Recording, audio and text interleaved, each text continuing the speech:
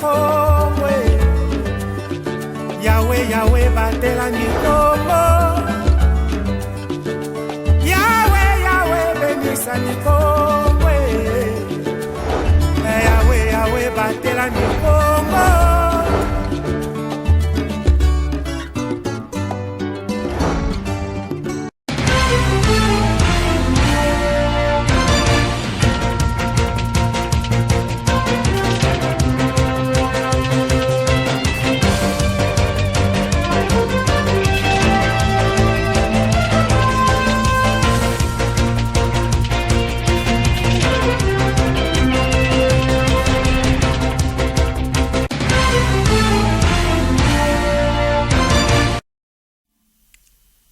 Nous sommes heureux de vous parvenir l'actualité de ces jours, mesdames, messieurs. Bienvenue dans ce journal. Ouverture solennelle ce vendredi 30 septembre 2022 de la session ordinaire de septembre 2022 à l'Assemblée provinciale du Congo central. La plénière d'ouverture de cette session s'est déroulée au siège de l'organe délibérant provincial du Congo central sur l'avenue Fulu Masaka. Bienvenue Tony et Roger Missamou étaient sur place.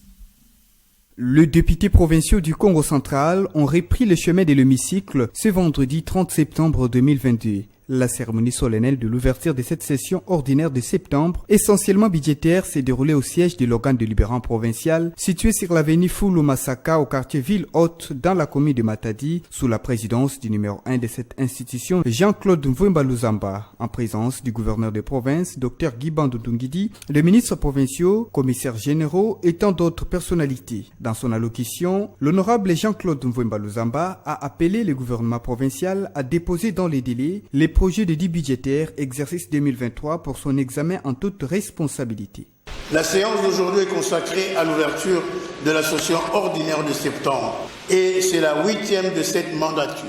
Comme vous le savez, la session est essentiellement budgétaire. Nous avons déjà eu à examiner 3 édits budgétaires. La particularité du budget que nous allons étudier au cours de cette session réside au fait qu'il s'agirait du premier budget pour la nouvelle équipe gouvernementale de la province, dont l'élaboration lui sera entièrement imputée. D'où l'intérêt pour l'exécutif de le présenter dans les délais requis afin de permettre aux honorables députés de l'aborder en toute sérénité. Le speaker de l'Assemblée provinciale du Congo central a également évoqué plusieurs points qui doivent être traités au cours de cette session parlementaire, dont la convocation d'une réunion interinstitutionnelle pour tabler sur la rétrocession des revenus pétroliers, la numérisation des services financiers de la province et tant d'autres matières.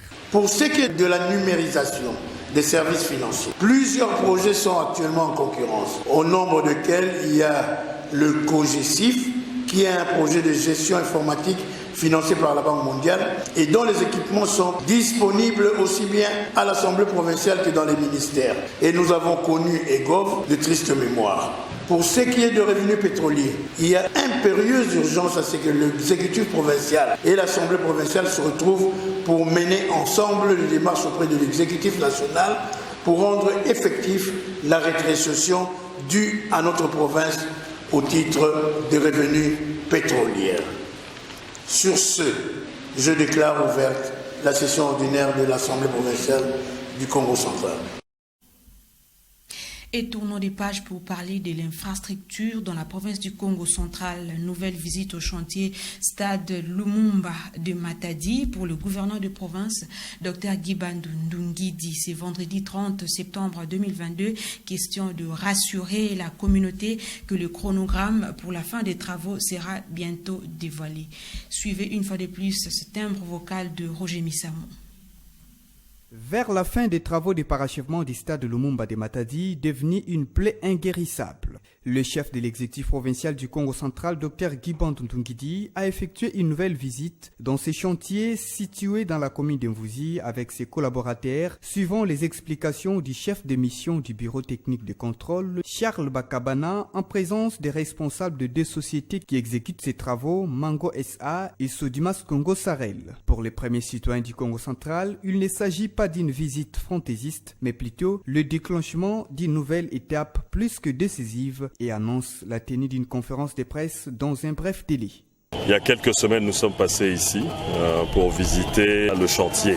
Et lorsque nous sommes passés, les travaux étaient malheureusement en ralentissement. Donc il a fallu qu'après plusieurs négociations et différents montages financiers, nous puissions nous rapprocher de prestataires qui sont supposés nous livrer ce bel ouvrage. Donc nous avons entamé les négociations avec l'entreprise Mango et nous avons également entrepris des négociations avec l'entreprise Sodimas. Et donc là aujourd'hui, nous sommes venus pour une réunion plus ou moins technique assez rapide, non pas comme étant une énième visite de site qui n'aboutira pas, mais cette fois-ci, nous sommes venus avec la bonne nouvelle pour annoncer à nos camarades sportifs et que enfin la volonté du chef de l'État, qui est le premier sportif du pays, va pouvoir se réaliser. Très très bientôt, nous allons rendre public le chronogramme pour la suite de l'exécution des travaux. Avec les partenaires qui construisent le stade, nous allons organiser une rencontre avec les journalistes pour qu'ils puissent poser leurs questions et alors à l'occasion, nous allons dévoiler officiellement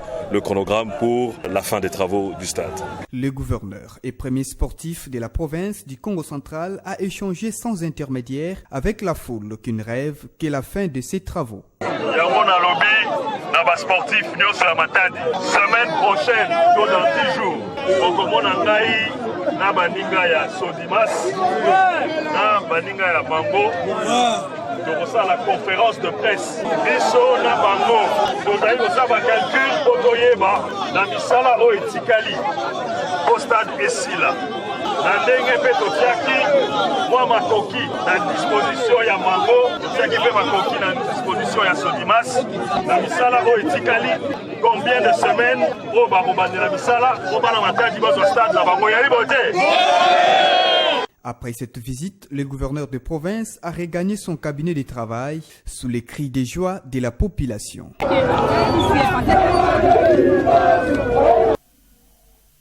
Autre actualité provinciale, faisant suite au conflit qui règne au sein du clan Zinga dans les territoires de Mbanza-Ngungu.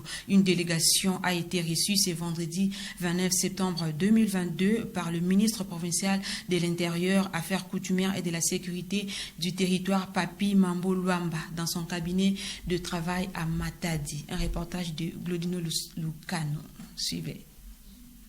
Dans le cadre de ses prérogatives de régler les conflits et maintenir un climat apaisé, le ministre provincial de l'Intérieur, Affaires coutumières et de la Sécurité du territoire du Congo central, Papi Mambo Luamba, a reçu en audience ce jeudi 29 septembre 2022 une délégation du clan Zinga qui est venue exposer les conflits qui s'imposent au sein de leur clan dans le territoire de Mbanza-Ngungu. Cette délégation a demandé l'autorisation d'organiser une table ronde dans les prochains jours afin de connaître les vrais propriétaires des du clan Zinga. Nous souhaitons vivre dans la paix au sein de notre clan et mettre fin à la confusion, car certaines personnes se donnent l'élixir de détruire et vendre nos terres sans pour autant que les ayants droit les sachent. Voilà pourquoi nous voulons organiser une table ronde pour connaître qui sont les vrais propriétaires des terres et qui ne les sont pas.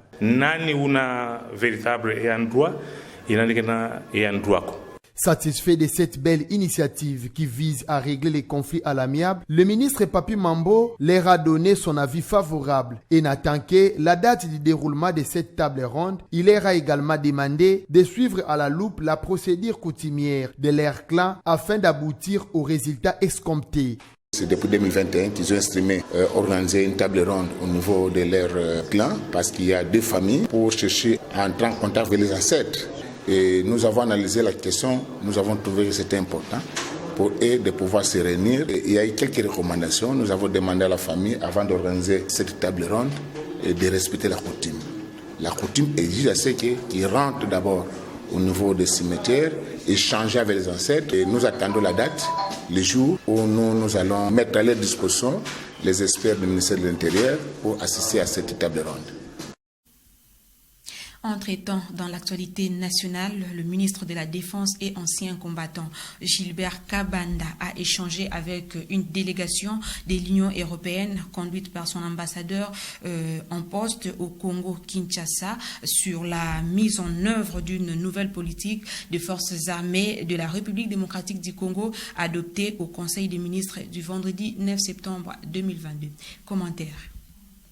Sur proposition du ministre de la Défense et ancien combattant, Julbert Kabanda, la République démocratique du Congo s'est dotée d'une nouvelle politique de la défense, adoptée au Conseil des ministres du vendredi 9 septembre 2022. C'est dans ces cadres que le patron de la Défense a échangé avec une délégation de l'Union européenne dans son cabinet de travail dans la ville-province de Kinshasa. Cette délégation a été conduite par l'ambassadeur en poste de l'Union européenne en RDC, Jean-Marc Châtaignier. Julbert Kabanda a fait part à son hôte cette nouvelle politique de programmation militaire. Selon le ministre de la Défense et ancien combattant, cette réforme touche également le partenariat bilatéral et multilatéral dans le cadre de la coopération avec les autres nations. L'ambassadeur de l'Union européenne en RDC a promis un accompagnement au FRDC sur le plan logistique et autres. En fait, on fait un contrat de partenariat en matière de sécurité. Donc, nous allons par exemple apporter un certain nombre de matériel. Je ne peux pas encore rentrer dans le détail puisque nous devons le discuter, nous devons voir les besoins, nous devons voir comment nous complétons et voir ensuite comment ces matériels sont suivis, sont maintenus et comment ils sont opérationnalisés. Donc, c'est un contrat de partenariat que nous mettons en place pour renforcer, je le répète, l'action concrète, opérationnelle sur le terrain des FRDC. Notons que la mise en œuvre de ces nouveaux systèmes de défense intervient après la promulgation de l'ordonnance loi portant promulgation de la nouvelle loi de programmation militaire. Dans l'actualité sportive, le comité de gestion de la Ligue nationale de football a rendu public le calendrier du championnat de la Ligue 1. C'est jeudi 29 septembre 2022, tout en confirmant le début du championnat d'élite pour le 8 octobre 2022. Suivez ces commentaires de James Singoy.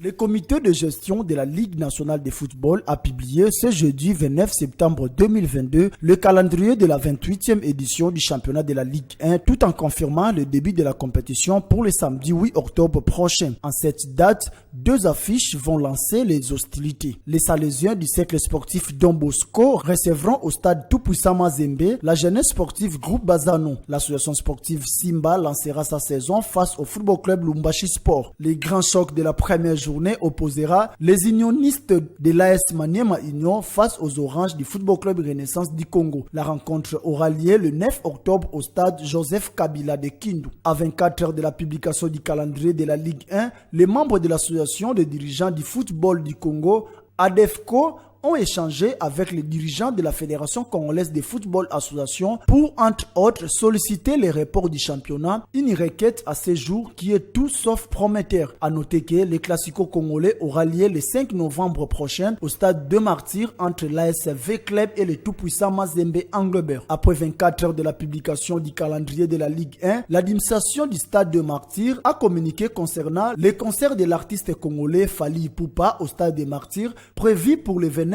octobre 2022, le stade de Martyrs ne peut recevoir les activités sportives entre le 24 et 29 octobre et que peut déjà penser à délocaliser les matchs programmés ces jours-là. Les rencontres Football Club Renaissance, AC Kouya Sport et 4 autres face à face sont visés par cette mesure, tels que le choc d'Arin Clem Motema Pembe contre le cercle sportif Don Bosco prévu le 26 octobre, match en retard de la 3e journée.